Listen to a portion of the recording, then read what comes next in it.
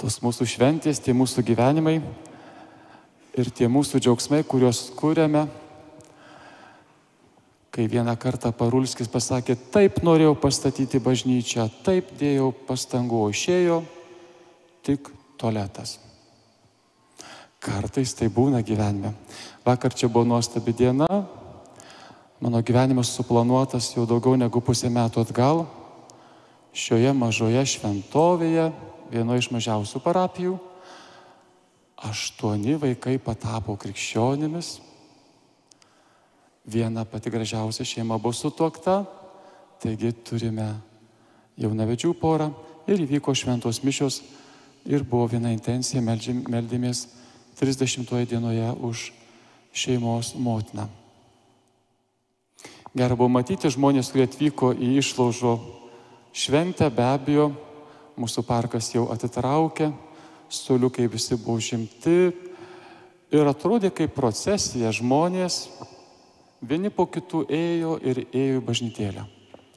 Vakar vakare išėmiau aukas, iš čia kelių esančių dėžučių yra po tuos kelis eurus apie 150, tai yra labai daug, nes tokios sumos daug kaimo parapijų net nesurenka per sekmadienio rinkliavą. Ir kai kurios šeimos sveikinomės, labinomės, lipo ant vargonų, jiems grojau kūrinius, tai tiesiog buvo mūsų džiaugsmo valanda. Tai buvo vakare po visų jau mūsų apeigų. Valgėme pietus 6:30 vakare, nes tiesiog kas valandą vyko apeigos ir buvo be galo gražu matyti šiuos jaunus žmonės, kur viltis kūrėsi. Dar vakare buvo svečių ir aš apie vidurnaktį, lygiai apie vidurnaktį, čia ramiai viską apžiūrėjęs, jau pradėjau tvarkyti paskutinius sekmadienio štrikus. 6 žvakės buvo lyginamos su kitom 6, dar su 6, atrinktos šitos ir girdžiu neteisingą garsą lauke. Klyksmas. Per sieną ateina klyksmas. Be abejo, išeinu lauką, o ten apie 8 vyrai muša 2. Vieno nosis sulaužytas, smilkinys prakirstas, kitas, reiškia, yra taip pat mušamas. Mėlyje, netikėkite, kad su šake negali atsistoti prieš traukinį. Aš buvau su baltais marškinėliais, mano koloratkė, ir matyt, mano avys atpažino. Tiesiog atsistoju už jūs didesnį. Negalima, sustok, negalima, sustok. Bėgu prie kitos grupės, sakau, negalima, sustok. Kiti net pažįsta ir yra pavojus, bet Dievas apsaugo, baimės neturėjau nei vieno grūdo. Tų 2 žmonių iš Veiverių, manau, jaunimas, gal senos bėdos tarp šių 2 kaimų. Jo vieno jau žmogus atvažiavo, bijo atvažiuoti, nes bus 3 sumuštas. Sakau, atvažiuokite, aš esu čia, paimkite. Ir be abejo įpareigoju, atnešėm ledų, dėti ant smilkinio ir, sakau, vežkite į Raudoną kryžių. Grįžau prie savo darbų ir dėkoju už vieną dalyką, kad nemiegu tą akimirką, kad šitam kaime nemiegu aš vidurnaktį. Ir manau, kad tie vienuoliai išliko gyvi, pilnai. Nedėkoju už šventę, nedėkoju už darbus, už nieką. Vakare prie šito veido dėkojau, kad nemiegojau vidurnaktį, kad tvarkiau žvakes. Kada matysit panašius dalykus Dievui, dėkokite, kad buvote šalia. Suveikite. Šakė veikia ir prieš traukinį. Rimtas dalykas. Tai miestelio šventė, kurioje nedalyvavau nė viename posėdyje. Kada Pakonio parapija darė miestelio šventę, buvau klebonas prieš metus, dalyvau 3 posėdžiuose. Miestelis buvo kartu su žolinė švente, bet nuoskaudų neturi nei vienos. Šiandieną nuoskauda yra iš Viešpaties, labai paprasta. Įsivaizduokite, žmogus, vienas iš kūrinios yra dalių. Pirmiausia yra mineralinis pasaulis. Va, lipame ant granito mineralo, sėdite medžio dulkėse, mūsų spygliuočių suolai.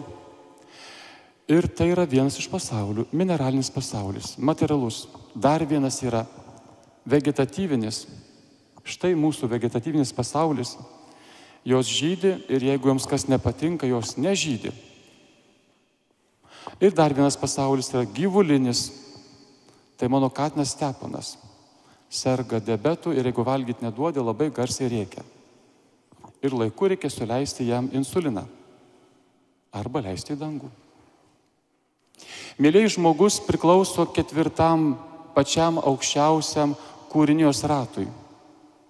Žmogus turi misti Dievo išmintimi. Arba tu minti Dievo išmintimi ją valgai, arba tu nieko neturi. Tu esi mineralas, tu esi vašta žolė, tu esi gyvulys. Ir tai labai, labai baisus, nes tu turi daug galios, daug proto panaudoti. Bet kaip? Esame žmonės. Ir šiandieną, kada Jėzus pasakė, jūs pavalgėte mano duonos, todėl mane sekiojate. Ir kada sako, taigi aš esu duona. Dievo sūnus priėmęs kūną. Tai jis yra mūsų pasaulio duona. Jis yra tikėjimo širdis. Tai maitinkitės šią duoną. Tai yra didžiausia pasaulio išmintis.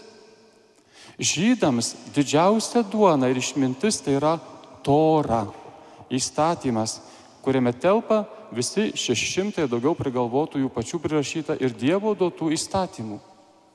Ir žydai bučiuoja Torą, švenčia kaip su jaunaja šoka. Jeigu Toros nuskiltų gabaliukas rašto įstatymu, jį laidoja kaip žmogų. Jeigu susidėvi Torą, palaidoja kapinėse Dievo įstatymą. Jeigu rašytojas 1,5 metų deda rašyti įstatymą, padarė vieną klaidą, ši knyga netinka. Reikia rašyti iš naujo. Toroje negali būti nei vienos raidelės klaidos. O ką myli musulmonai? Musulmonai myli kitą Dievo žodį, taip pat Abraomo vaikai. Koraną. Pabandykite Koraną paminti arba sudeginti. Tai yra taip šventa, kad jums maža nepasirodys, nes jų išmintis yra Koranas, žydų išmintis yra Tora, o kas mūsų krikščionys yra išmintis? Vienintelė Viešpats Jėzus. Tik ši išmintis gali pamaitinti. Visa kita yra tokie blogi dalykai, blogesni negu skėrių miltai.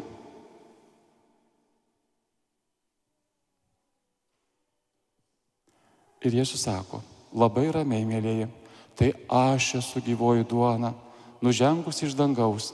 Kas valgy šitą duoną, gyvens per amžius. Jūsų tėvai taip valgė maną, krito iš dangaus, bet jie mirė. Kas valgys šitą duoną, gyvens per amžius. Dar keletas minčių apie mūsų Viešpatį.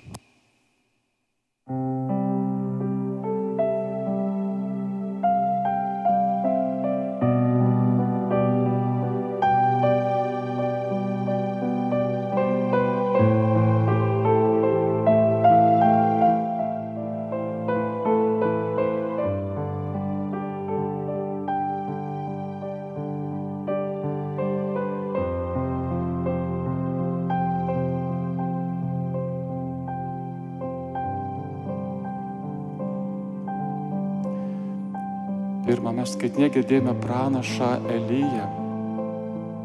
Tai pranašas karingas. Jis sako, man neužtenka, mėlyje, aš geriau mirsiu, nenoriu matyti tokio gyvenimo. Nenoriu matyti žydo karaliaus ir jo pagonių žmonų, Jezabelės, stabų. Man geriau mirti. Ir bėgdamas nuo Jezabelės, girdėjote skaitinėje, pranašas Elijas sako, mano gyvenimas per sunkus, man per daug kelio, Didelė ta dykuma, per daug skausmo surinkau. Ir štai prisiartina angelas, pilnas kvepiančios duonos ir šviežiausio šaltinio vandens indų nešinas.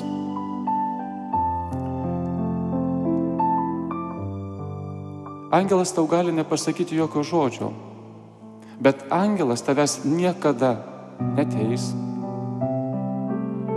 nekaltins, tik sakys: Elijau, kelkis, valgyk.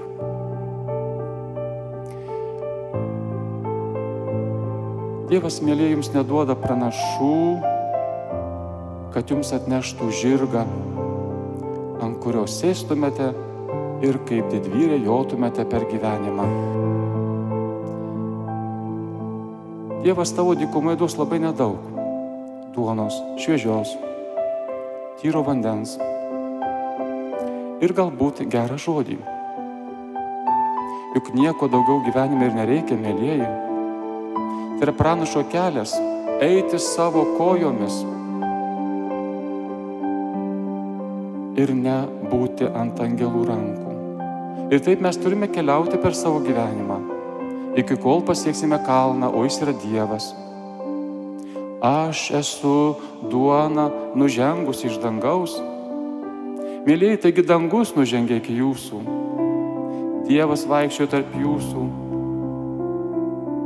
nusileidžia ir jisai tampa duona.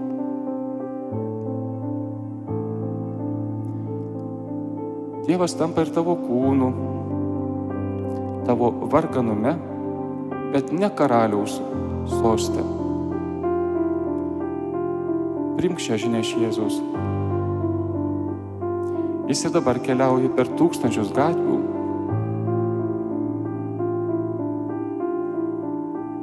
Ir kiekviename momente.